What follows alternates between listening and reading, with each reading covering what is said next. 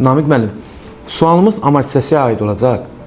Vergi məcəlləsinin 114-cü maddəsinin 2.7-ci bəndində konservasiya edilmiş əsas vəsaitlər deyilən bir anlayış var. Bu anlayış haqqında zəhmət olmasa qısa bir məlumat verərdiniz bizə. Təşəkkür edirəm Pərviz bəy. Qeyd etdiyiniz kimi 114-cü maddə vergi məcəlləsində amortisasiya ayırmalarından bağlıdır və 114-cü maddənin 2.7-ci bəndində konservasiya olunmuş aktivlər anlayışı var və yaxud da əsas vəsaitlər anlayışı var. Konservasiya olunmuş əsas vəsaitlər dedikdə nəyi nəzərdə tuturuq?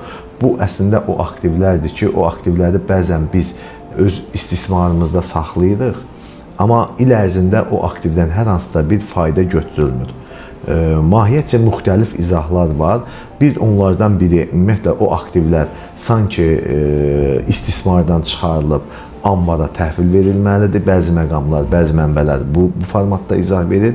Digər halda bəzi mənbələr isə ümumiyyətlə aktiv istehsalda qalsa da, istehsalda olsa da, amma o aktivlə bağlı hər hansısa bir fayda əldə olunmadığı üçün, yəni həmin aktiv istifadə edilmədiyi üçün onun ambarda qalmaqla eyni bir məntiqə gəlir. Ümumiyyətlə mənim yanaşmamda konservasiya olunmuş əsas vəsaitlər o aktivlərdir ki, il ərzində həmin aktiv harda olmasından asılı olmayaraq mahiyyətcə və fiziki cəhətdən istismar edilməyən aktivlərdir. Yəni biz onu istismarda saxlasaq da həmin il ərzində o aktivdən heç bir istifadə etməmiş olmuşuq və yaxud da ki, həmin aktivi bir qalıq dəyəri var, istifadəyə belə deyək hazırdır, istifadə olunma imkanları var, yəni fiziki olaraq köhnəlməyib, istifadə oluna bilər, amma o il ərzində həmin aktivdən heç bir halda istifadə edilməyib. Bu zaman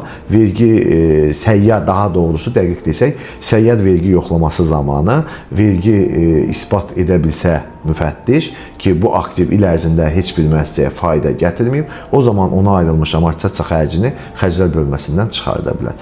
Yəni, son olaraq qeyd edeyim ki, konservasiya olunmuş aktivlər, əsas vəsaitlər istifadəsi olunmayan, həmin il ərzində istifadəyə yararlı, hazır, amma istifadə heç il ərzində olunmayan aktivlər, əsas vəsaitlər nəzərdə tutulur.